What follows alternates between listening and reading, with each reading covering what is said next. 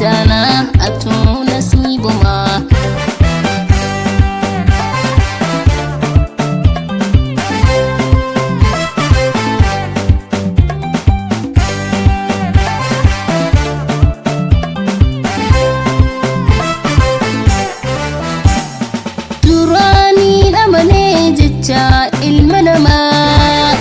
Jecha ilma namaa jabaahan koo dureessi baabirrii anaaf sooressi hoo nama sammuun sirrii anaaf sooressi hoo nama sammuun sirrii haqaa faqaa murteessi dhiigaan seenaa barreessi tokkummaa sabaa labsi akka eebbisaa addunyaa sabaaf weellisii garsiise.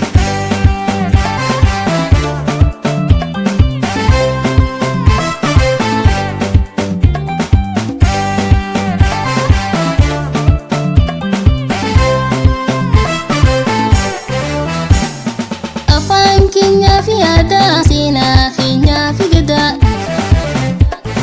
dachee teenyaa yoo yeetoo yaa abbiyoo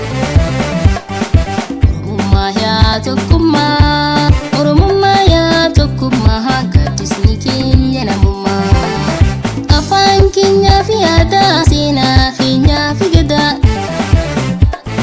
dachee teenyaa yoo yeetoo yaa abbiyoo Oromummaa yaa tokkummaa gaaddisni keenya namummaa. Hommee wayi kootume hireetoo godaanaa atuu nasiibumaa. Hommee wayi kootume hireetoo godaanaa atuu nasiibumaa.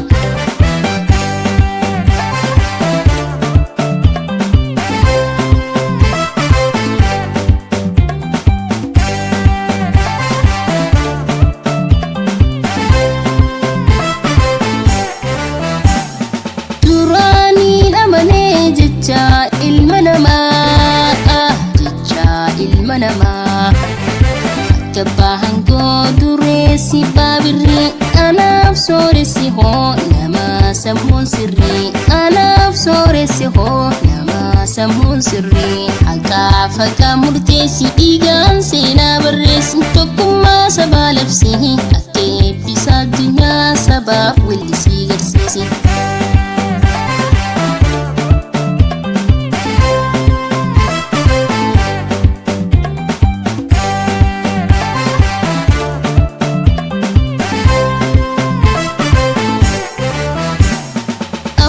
Keenyaa fi aadaa